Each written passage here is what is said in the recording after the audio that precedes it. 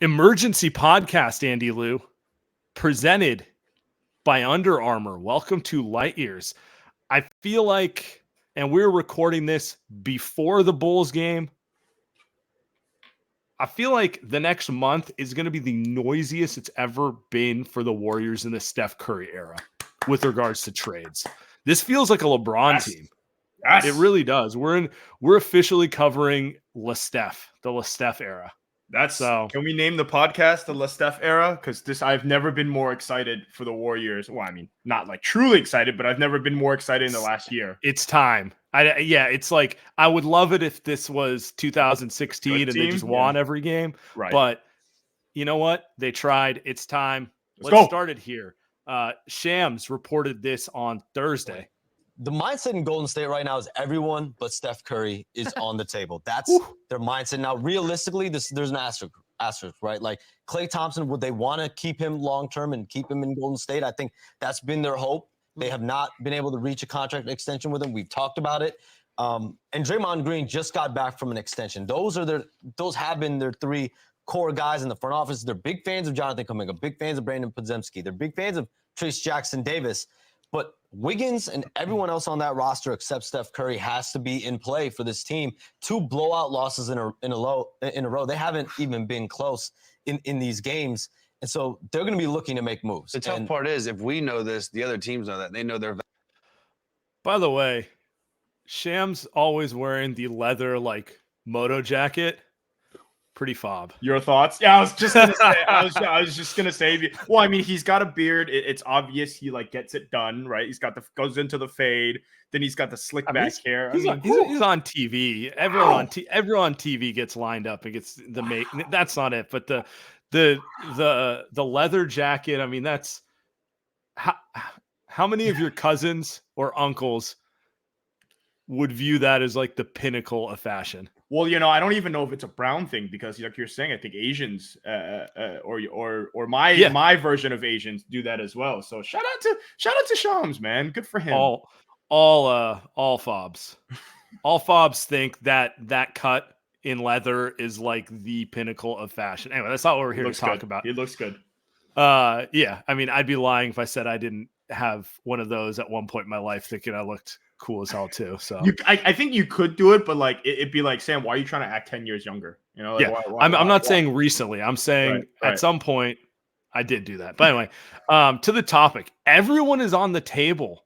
It's been a while since we've heard that type of language about the Warriors. I guess he did kind of crouch it and say unlikely Klay and Draymond, but I think this is the first time in the Steve Kerr, Steph Curry era that if it made sense, they would move those guys. First time. By far the first time. I think the last time these discussions came was when Klay Thompson for Kevin Love. This was before you and I on this show. So that was the last time. Steph Curry for Chris Paul. That was the last time. Dude, crazy. Chris Paul and Kevin Love were elite Hall of Fame guys, and those guys are still in the league, but they're obviously role players now. And now we get to the point. Woo! I mean, I guess I want to ask you, let's go through each one of the players. What do you think the odds are that Klay or Draymond actually gets traded? So I think Shams is right. Obviously, I think those are the lowest. I've said multiple times that I think Draymond, if they can get some type of decent return for him, I think they'll look at moving off that contract. I actually think that's a thing they'll do. Nobody's gonna give him shit for it. So I don't care about Klay. I think is actually still good enough that I think if they trade him, I see the Zach LaVine stuff. It just doesn't make sense. So you're adding on salary moving forward. So Sam, I think overall those guys, they're staying. Steph wants them to stay. That's another piece of it. I don't think they're going anywhere. At least I put it at 25%. That's kind of high. Maybe that's high. Maybe I should make it high. I think. See, here's the thing. Klay's value to other teams is pretty much just being an expiring contract. You mentioned LaVine. Maybe the Bulls would do Klay for LaVine. They're just you know what? Yeah. It's not working. Let's just get out of his money. And in that case, the Warriors would have to be dead set convinced that we get LaVine in here and he'll live up to all-star hype. But they'd be putting a lot of money on the table to make that happen. We've heard they don't want to do that. So that doesn't really make a ton of sense. And then the second part of it is if they're just doing expiring for a player, they do have Chris Paul's expiring contract. And I think that's more likely to be moved. To your point on Draymond, if they ever traded Draymond, they would need to find a defensive anchor and they would need to find a playmaker they could run the offense through. That's a lot to find. I don't think it happens. So while I would not be surprised if they moved either of those guys in the next 12 months, I'm betting it doesn't happen at the deadline. Yeah. All right, now let's keep going down the line. I can't imagine. Let's keep going down the line. Chris Paul, I think he's most likely to be moved because he's an expiring contract. Yep. They called him optionality from day one. It was always like, this could work. He could be like the stabilizing force, but if it doesn't, we can move him really quick. Well, it hasn't worked. And he's kind of the easiest path for them to cobble together a trade for talent. We'll talk about Kuminga and Chris Paul for Siakam later in the show, but it seems like most of the trades involve using Chris Paul's contract as like a filler to make a deal. He's gone for sure. The interesting part is he's out through the trade deadline, but he should be back shortly after. But I don't really think that it's going to affect his trade. What if you're a team that wants him down the stretch to actually play? Do you not think that matters for some of these? I guess as long as you're comfortable with the X-rays, like you would be trading for him February 8th, and maybe he doesn't come back until after the All-Star break. So you have to wait 4 games to get him. Is that really that big a deal? It'd be a much bigger deal if his hand was broken until April, right? Yeah. So that's a good. I mean, they dodged a little bit of a bullet there. Yeah. Assuming the timeline is correct, of course. Him and the next guy we talk. I mean, him and Wiggins. Like there's just no chance these guys are here. Though with Chris Paul's case, maybe yes, his fault, but maybe less so, just because it wasn't a good fit with the team, but he was actually solid. So he'll be gone. Yeah. I want to table Wiggins for a second. We'll get to him. Let's talk Kuminga, Moody, then Pods and Trace. Because while I don't think the Warriors are shopping them, most trades you're going to have to attach a young guy with upside to entice the other team to give you a more proven player, correct? Yeah.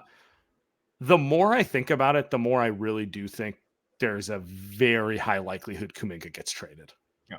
I think all this Lacob loves him is posturing.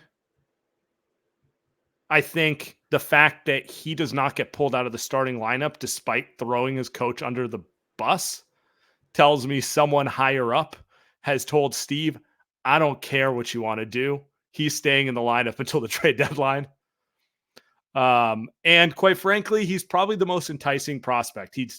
I can understand the teams I can understand people who are like, he can't shoot the ball. He's more like athletic flash than actual substance.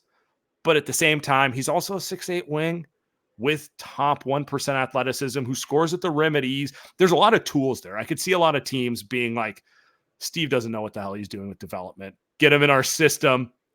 We're going to turn him into a star within 2 years. So I think if the Warriors make a big move, he has to be in it, because I don't see how they can get something back of value without like putting someone with the allure of that kind of upside in the deal. That's the key point. You're not getting anyone of value, because if you're just thinking, all right, we'll just attach Chris Paul and maybe a salary filler, maybe throw a Looney or GP2 and then a pick. Like, I don't know. Are you getting Siakam with that? Like, no, you'd have to throw in not Wiggins.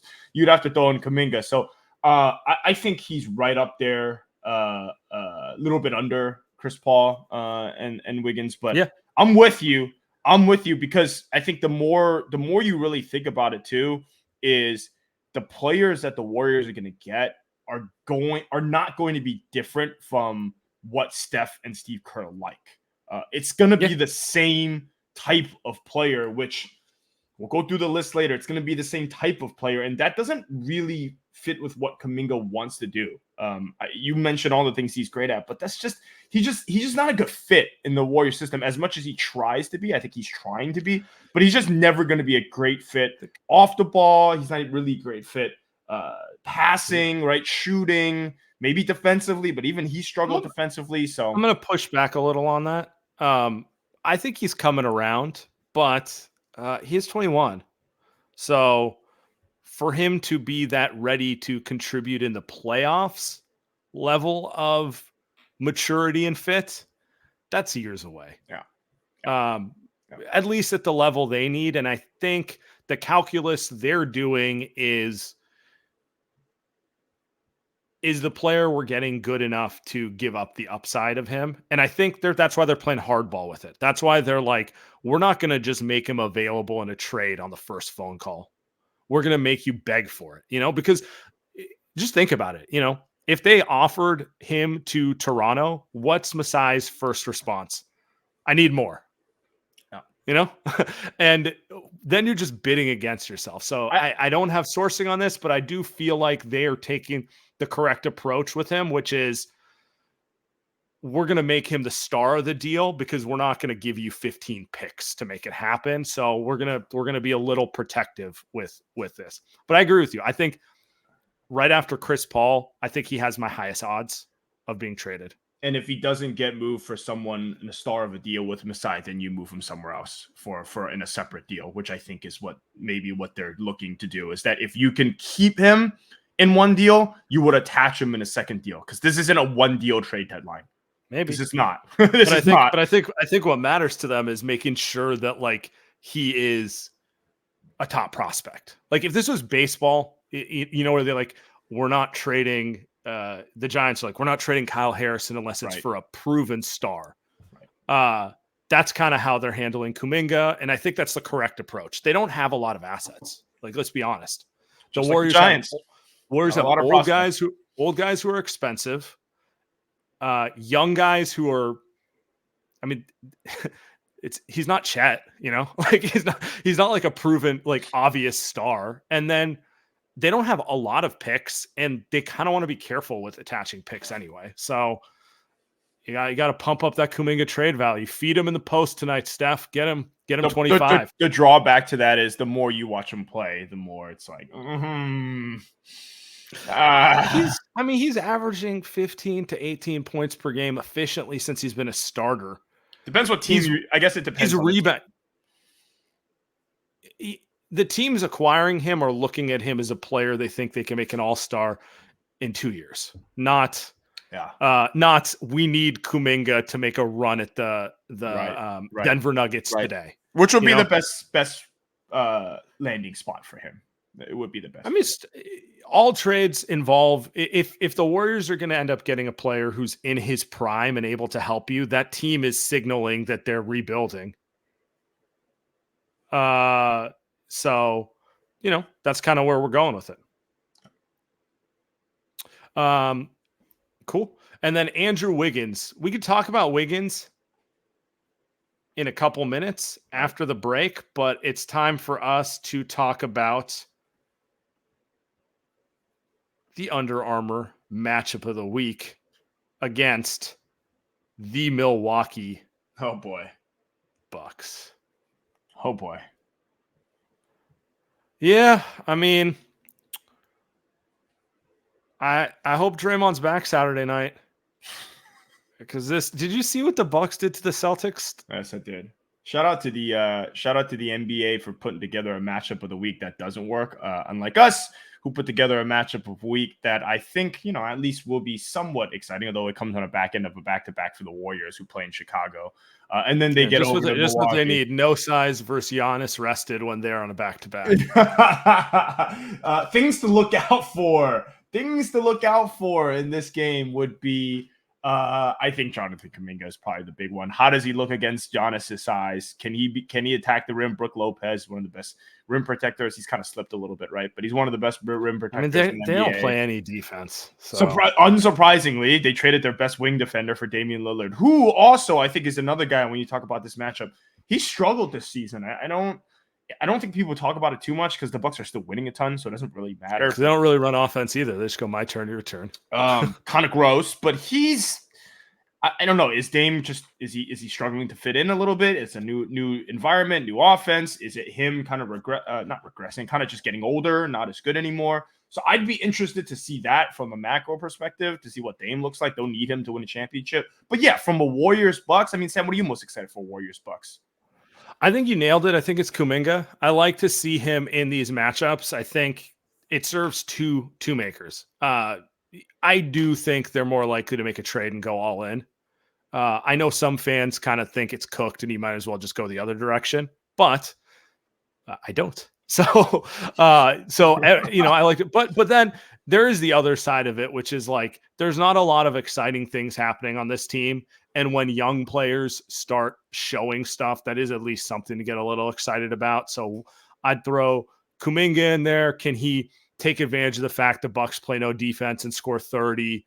Moody will not play Friday against the Bulls. Maybe he plays Saturday, probably not, but I'd love to see him. He had a really solid game. He's back in the rotation. Trace Jackson Davis. Those are kind of the things I want to see. And then obviously I just want to see Steph cook them. Yeah. Like I'm ready. I think he takes Dame personally. Obviously the Bucks are the better team right now, given the talent that they've assembled and the talent the Warriors do not have right now. But Dame can't guard a soul. This might be one of those games where Steph's like, you know what? I don't know if we're going to win tonight, but I'm getting 50 on his head. Yeah. And I think I could use that for the soul. I really do think I could use that for the soul. Right? I think that's really the best way to put it. We're sponsored by Under Armour and Curry Brand. I think that would be really good for us and all the fans, just to see Steph he's been struggling, actually. Like maybe we spot like that. Like Steph's been struggling for a few games. Mm-hmm. This is the game, the Under Armour matchup of the week, where he gets going again, go into the trade deadline and give us some good vibes. Look, man, the Warriors can be great or they can be bad. Everyone's in a good mood when Steph cooks. At least for the night. For one night, we're like, you know what? Tonight felt good. And I want that on Saturday night. Yeah. He's dropped 60 plus on Dame's head before. Let's do it again, Stephen. Let's do it again. By the way, the Curry 11s, I just grabbed those, the red ones, the Lunar New Year's. Also grabbed the Steph Curry has a Curry brand Bruce Lee thing crossover that they're doing on their website. So I grabbed a Bruce Lee headband. I'll wear that when it comes in next week. So shout out to the they're actually sold out. So let's go. All right. I'm not a headband guy. No, but could be.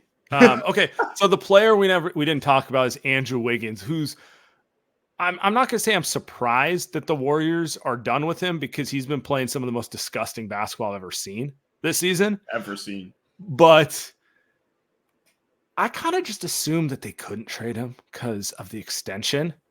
And just based on the volume of noise you hear from everywhere, it sounds like they're like, dude, even if we take less on the dollar, we're getting rid of him right now. I want to play this from friend of the show, Jake Fisher, who will be on Light Years in the coming weeks. I've still been searching and looking. I mean, I keep hearing Andrew Wiggins' name there. Shout out anyone who wants to take that and put that on social media. Like, I think Jonathan Kuminga was also, I know Jonathan Kuminga was also another Warriors player that the Pacers have been keeping tabs on and calling Golden State about dating back to the last draft. So those are two potential options. He discussing the Indiana Pacers. Pacers is interesting because, what did Rick Carlisle say? Like, even dating pretty girls gets boring. Oh, boy. That was by the way, a great line, an incredible line, and perfect for that team because they're a disgusting team. I mean, but like, if you think about it, okay, what does Indiana have? They got their superstar. Like, Halliburton's a clear superstar in the making. And they don't guard a soul. Not a soul plays defense on that team. And then what's Indiana's issue? They have issues attracting free agents. They always have, right?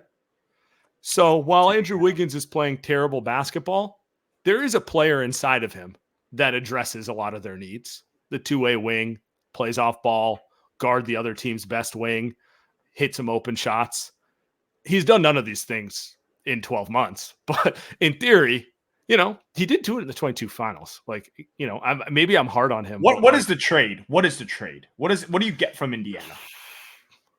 I mean, I'm confused because why would Indiana move good players for him? Like, I know Warriors fans are going to want Miles Turner. Who says they're moving good players, buddy? So would it be a contract dump, which then is kind of disgusting? I mean, the way I'm looking at the Warriors right now is maybe you can move him for an expiring contracts, and maybe you could get a pick too. I don't know. It seems unlikely, but maybe you get Buddy Hield's expiring contract. The Warriors don't necessarily need a 6'4" shooter who plays no defense. And 31. Indiana does own most of their picks and other teams' picks. Maybe you get some interesting seconds. Maybe you get a first. I don't know. Something like a first feels highly okay. It feels highly unrealistic, but I'm just looking at it right now. They own the least favorable of like OKC. Basically, they own OKC's first round pick this year, plus their own first round pick. So, like, you know, something in the late 20s, right? They own a bunch of second round picks. They're one of those teams that owns a ton of picks. So it's not that big a deal for them to give you like the 28th pick or something like that. And then what I'm really thinking about here, because that doesn't address the Warriors' need, is now what if they move that to a second deal to someone else who is into getting picks and expirings, you know? That's how remember the Wiseman deal? There was only one team that wanted Wiseman, the Detroit Pistons. And the Pistons didn't have shit that the Warriors wanted, right? Yeah. So they took Sadiq Bey, and then they sent Sadiq Bey to Atlanta for a bunch of second-round picks because they knew that's what Portland wanted to get GP2. Yeah. And that was complicated, and it ultimately served their goal, which was we wanted to get a player who could help us today, who we know fits our team, right? And they turned Wiseman into that. Honestly, that's like the only way I see Wiggins working out, because there's not a team out there who is going to give the Warriors outright a good player for Wiggins. It's going to be giving you some stuff. You move that stuff to a team who wants picks.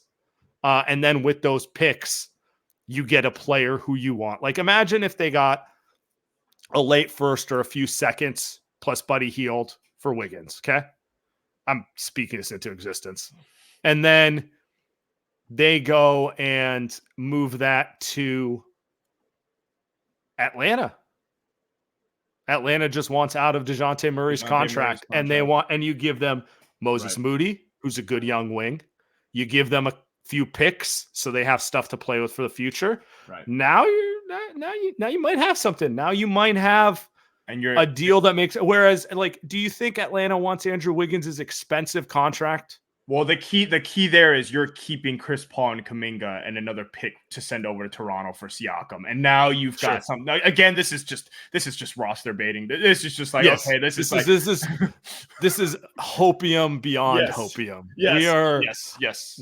This is but in theory, the smoke is there. Like Jake Fisher is saying, like if the smoke is there, there is truly. We're not just conjuring this up in thin air. This is something the Warriors have done in the past. This is what the Warriors could be doing. The Warriors don't have nothing. We didn't talk about Moses Moody in our last segment. He's someone that I think is also going to be gone. And I think also teams would want, I think actually, if you were to ask all 30 teams, who would they want from the Warriors between Kuminga and Moody? I actually think the majority of them would want Moody than Kuminga. The majority of teams, like more teams will want him rather than they would want Kuminga. I do think most teams would probably say like, hey, Kuminga's the one that has more upside. But most teams would say, yeah, we'd rather have the guy that we know. Yeah, but most of the teams that they'd be trading with are teams who want to rebuild. So they'd rather play the upside play. So most likely the team, right, it will rather have him. But like, you ask teams like Denver, for example, right? They'll probably rather have him. But you're not trading with Denver, to your point. You're not trading with Denver.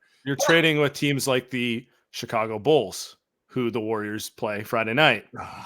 They could Vooch. So I think they have enough ammo to make some of these trades work. I mean, I'm just thinking about it. Let's say Indiana does give you Buddy Hield and a second round pick. Buddy, God. He's the only expiring. I know, but it just annoys me. It's just the name. I mean, he's just a player. He's whatever. Okay, it could be. Okay, maybe Detroit gives you Joe Harris. How's that sound? Same thing. They make the same money. They're expiring. The same player. God, I've spent way too much time that I know everyone's expiring contracts. Like You've got Chicago up now. Who do we got here? It's a sickness in my mind.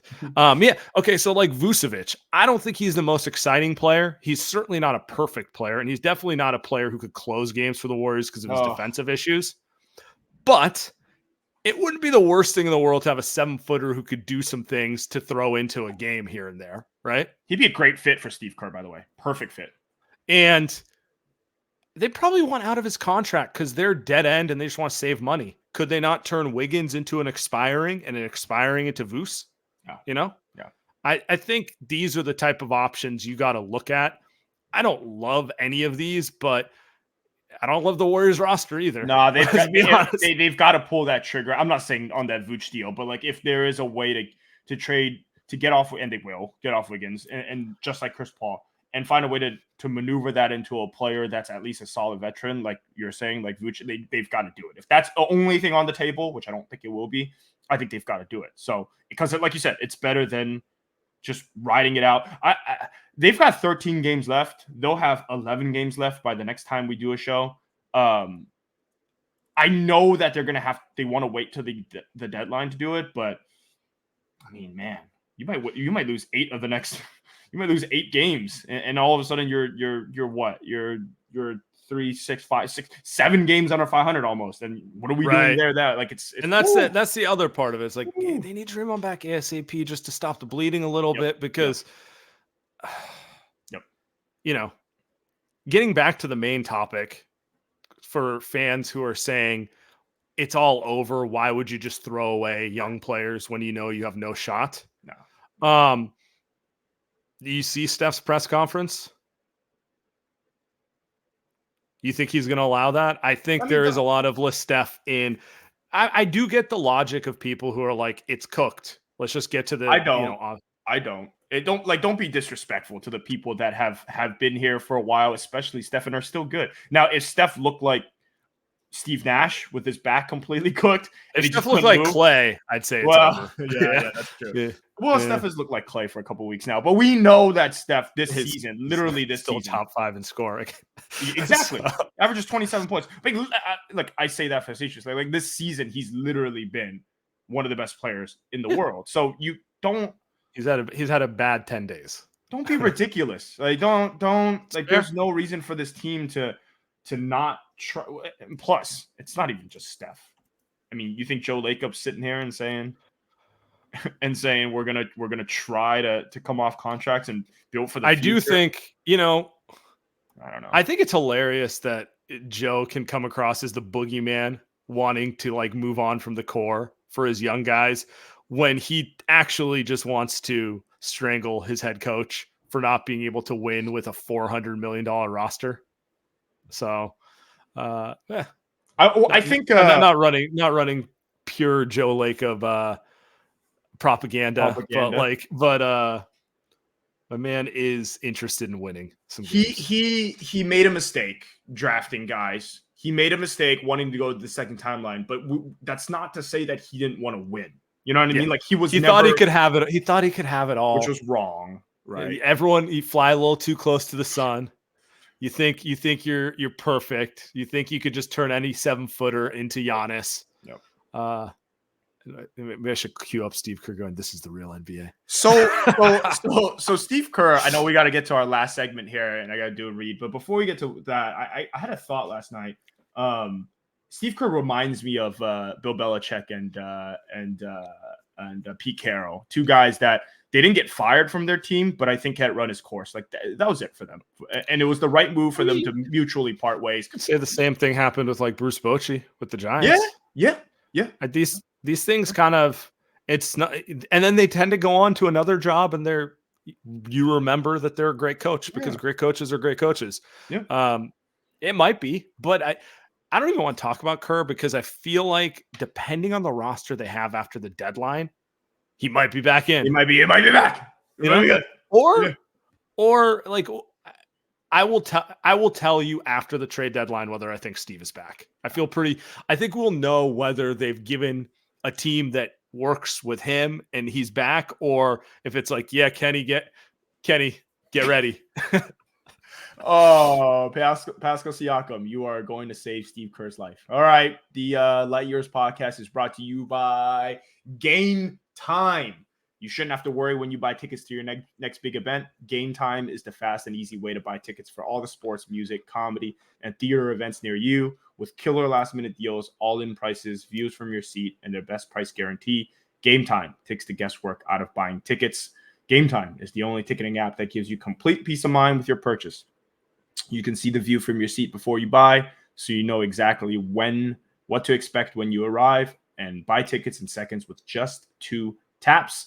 Game Time has deals on tickets right up to the start of the event and even after an hour before it even starts. It's the place to find last-minute tickets. With zone deals, you pick the section and Game Time picks the seats for big-time savings. And the Game Time guarantee means you'll always get the best price. If you find tickets in the same section and roll for less, Game Time will credit to you 110% of the difference. Take the guesswork out of buying tickets with Game Time. Download the Game Time app, create an account, use Light Years for $20 off your first purchase. Terms apply. Again, create an account and redeem code LIGHTYEARS for $20 off. Download Game Time today. Last minute tickets, lowest price guaranteed. And we are brought to you by Lucy. Lucy makes next level nicotine. If you're tired of buying the same mediocre pouches everywhere you go, stop settling, switch to Lucy. Lucy is made by people who love using nicotine for grinding at work, late nights at the bar, or taking the edge off in the morning. Since they know nicotine, Lucy products have unique features like a double-sided lid that has a disposal area for your used pouches, premium ingredients and flavors, 100% pure nicotine with no tobacco ever. You got a cornucopia of strengths and flavors. You got the mild 2 mg, spicy 12 mg, mint and wintergreen. You got Island Life with tropical mango and pomegranate, or get a little weird with some espresso and apple cider.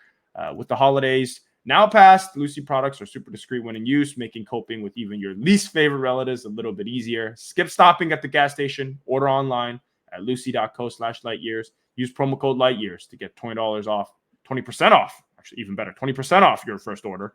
Lucy offers free shipping, has a 30-day refund policy if you change your mind. That's lucy.co. Use code lightyears. Get 20% off and always free shipping.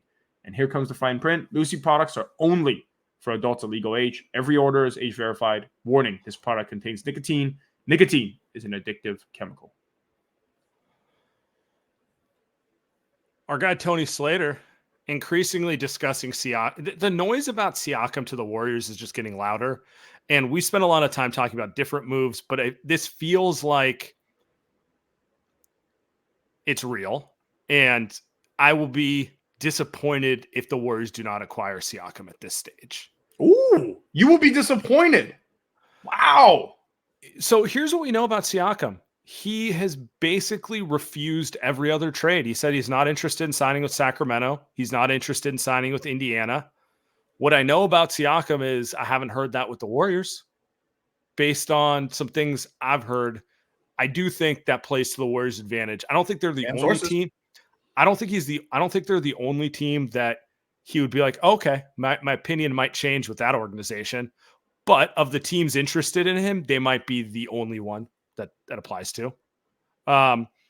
And, what's being reported now is that the Warriors are unwilling to include Kuminga.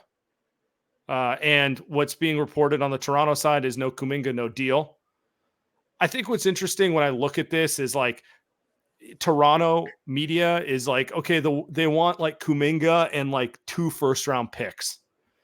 And I can tell you right now, that's why the Warriors are hardballing, because come on, man, you want to give up a first-round pick when Steph's 38 and when he's 40 for a guy who's going to walk in free agency in 2 months? Be for real. Plus the Warriors' best prospect, like this Masai's just, He's just trying to see how desperate they are. Yeah, be for real. You're not getting in those picks. They are getting Kuminga though. Like I'm with you. They will get Kuminga, but yeah, that the picks that are popping up here is come on. It does seem like the Warriors are trying to pump up Kuminga's value so it could be like you can get a pick or Kuminga.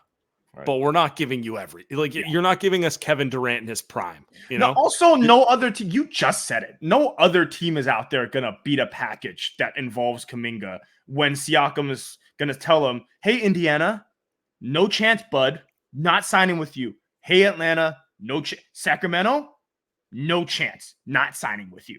So, what choice is Masai? Not trying to win 43 games with Sabonis for the rest of my career. I could argue him going to Sacramento. Like that's a good spot. Whatever, your world, Siakam. Like you want to play with Steph, I can't. I'm not going to fight you on that. Good for us, but it's not a bad. If they can keep Keegan and Fox. Anyway, whatever. No, I agree with you. I just had to get the Sabonis slander in there for just felt like getting one off. But that he's having a good year. You are locked in. You are complete. You're not just throwing bullshit like the Vooch stuff, like the Wiggins to 3 other teams. You're saying this feels like the amount of smoke. Slater's not bullshitting, obviously. That this is gonna be. This is high likely. It just makes too much sense. And we know Masai likes Kuminga. We know that. Yeah. And we know he doesn't have options. And so my read on this is it's going to the deadline, baby. It's going all the way there because we're going to hear leaks left and right. Masai's trying to get someone else to bid. The team that keeps getting mentioned is Dallas. But they don't have anything. Like, what does Dallas have to offer? I mean, obviously they're not trading Luka. They want Siakam to go. Yeah, exactly. I guess if they put Lively on the table, the Warriors might have an issue because they're not, They're not though. They're not. Right. So, no. Yeah, I mean, I'm just, like Grant Williams. Yeah. Fine. He's not a young player with upside, which is clearly what the Toronto Raptors want. The Raptors want young guys to build around like Scotty and RJ and kind of like, their new youth movement, right? Like it's pretty obvious what they're looking. They're not looking for. They don't want, Kyrie Irving. They don't want. And then everything else, like Josh Green, Kuminga is more exciting than Josh. Like I'd rather have Kuminga and see what happens there than I'd rather have Moses Moody than Josh Green. Yeah, right. Jaden Hardy. Again, I'd rather have Moody or Kuminga. Like those are better prospects. Yeah, I guess the question becomes: are the Warriors going to have to give up Moody for this, or Kuminga for this? Right? Because it sounds like either way. Yeah, it seems. Yeah, it does seem like the Warriors are trying to have this be just one young player plus Chris Paul. Right? I'm telling you, man, if they can keep Kuminga out of this trade, they can use him in another one. Like that's the thing for me. That's what the big thing is here. Is if they can keep Kuminga, if they keep Moody out of this trade, I mean, I don't need to tell you, but if they have Siakam and Draymond in the front court, and you got Klay and Steph, Moody's the perfect fifth player for that lineup because he can hit shots and he doesn't need the ball in his hands. Yeah. So I would be very happy. You're right. I would be very, very, very happy. I think the funniest part of, they want to keep Kuminga. How the hell does Kuminga play with Siakam? Like if anything, if you get Siakam, it kills your chance at developing Kuminga because he plays the same role, only he's just clearly not as good as him. Draymond would have to be gone, and then obviously that's not happening, right? So it's like, and that also defeats the purpose of putting a team that Steve Kerr revitalizes Steve Kerr and fits his schemes, right? Mm-hmm. Like you can't just all. And at a certain point, you need a certain amount of shooting on the floor. That's the reason Wiggins no longer plays. He's apparently no longer able to hit a shot, right? So from anywhere. Yeah, but it's like, if you got Siakam and Draymond, everyone else has to be a somewhat reliable 3-point shooter. I am locked in. If it's Siakam and Draymond at the 4-5, I will be very, very, very happy. Especially if you can, especially you got Looney and TJD still there where they can soak up some center minutes. I would just this trade. I know people are like, oh, this team is cooked. It's not going to fix everything. It fixes a lot. And I still think it gives them enough stuff around those guys to make another trade. So I'm all in. Yeah. Let's spend a couple minutes on Siakam before we get out of here. I feel like we spend so much time talking about the trade, we don't talk about the player. Okay. Outside of obvious superstars, Giannis, Jokic, KD, I think he's about as good a fit as you can hope for with the Warriors because he can defend 1 through 5. Come on, man. 3 to 5? He can switch onto guards. Okay. Not as good as Draymond, but like he's certainly a plus front court defender. Absolutely. If the Warriors had him, you put him on LeBron, you put him on Luka, you put him on those type of guys. Absolutely. So he kind of replaces Wiggins' role as guarding the big playmakers. What? And then offensively, they just haven't had a downhill playmaker to go with Steph since KD, really? And he's not even that downhill. KD's kind of a jump shooter. Right. Just like a guy who, if he's one-on-one, he's going to finish at the cup. And if you send a second guy, he can actually make the read and make the extra pass. It's been, the obvious one is Giannis. That's the perfect one. And he's not Giannis, but he's pretty damn good in his own right. And he's never played with a player who gets 2 bodies on him like Steph. He wants he's going to get the Steph tax and the other way around. You don't actually have to pay the tax. You're the one that gets paid. Because we've seen what Draymond has done offensively with it. They'd be perfect together. The only thing I point out, I agree with you offensively. I think he'd actually be a great fit. But I think when we talk about kind of replacing what Wiggins can do, he can't guard 1s and 2s, right? Like he's not going to guard your Jamal Murrays and Jaw's out. But like he's not going to guard those guys, but better at the rim. And then offensively, he's not just shooting threes. Like Wiggins' thing was just he'll make some step back 2s, but like just shooting threes. Like Siakam's got kind of the whole package. Again, he's shooting kind of rough this season, but he can, the middies there, he can dribble, he can shoot the 8-footer, little fadeaway, he can post up a little bit, all that type of stuff where I'm sounding like bottle stop, but all that type of stuff where like Wiggins could never do, and right, like this team. Andy, don't stop. And you see Looney get turn the over ball left shoulder, turn over right shoulder. Yeah, but Siakam can do. He could go left and right. So you see Looney get the ball down there, he struggles. TJD's like good. Draymond not a shooter. Yeah. So, No. I mean, it's like it's just. I joke about it, but like how many players have they had who can make a play off the dribble? And then how many have they had over 6'4"? KD is like the only one they've had in the entire Steph run. Wiggins and Harrison Barnes were 3-and-D dudes. Maybe they'd attack a closeout, but they weren't going off the dribble. And I'm not saying Andre didn't either, even though he could have. Like that was never his thing. Yeah, he's more. Yeah. Andre could younger in his career. Maybe not in the my back is always hurt, but I'm still smart as hell Warrior years. Miss him. So yeah, I mean he's not a perfect player, but he's the type of player that like they've been dying to put around Steph. Just someone who can run a pick and roll with him and actually finish it or make the second pass. Draymond can make the second pass, but he can't finish. And then the other guys they've had over the years, like they're either rim running threats or just only passers. Like Looney can make the pass. He's not finishing, right? Yeah. He can actually do both. That's nice. It's a guy that does everything that Steve Kerr wants in an offense because he can make and a defense. You're right. The defense really is what it is. This team, they may still look at some size, but you talking about like the big wing, it's perfect right now. He's a legit 6'9", maybe 6'10", with a 7'3" wingspan. Like he's the Warriors' dream right there. He's not a center, but he's a big. No, that's a Warriors like that. If this means that they don't have to get a real setter, they will just say, it's just better. This is way better than anything you can imagine with this. There's no 7-footers out there. We didn't even talk about marketing because honestly, I think it's a waste of time. Like they're not getting marketing. Hey, we got Utah next week. Marketing episode next Wednesday. They're gonna make the postseason. They're gonna be the 10 seed. Yeah, I think I agree with you on that front. Like the biggest issue with Lowry is I've seen no indicate. That's true roster baiting. Like that's me being like, oh, the Warriors should get him. It's like at no point have I considered why would Utah even want to trade? Why? And what are you giving up? Like at least with Siakam, we know exactly why. Because it's like he's gone. It makes too much sense. The only team that marketing makes sense to is OKC could just throw a million things. Yeah, it doesn't. They don't need him, right? Yeah. Yeah, So, wow. Imagine that. Anyway. All right, we'll end it there. We will be we will probably not be live after the Bulls game, but we will be live after the Milwaukee Bucks game on playback. Appreciate y'all.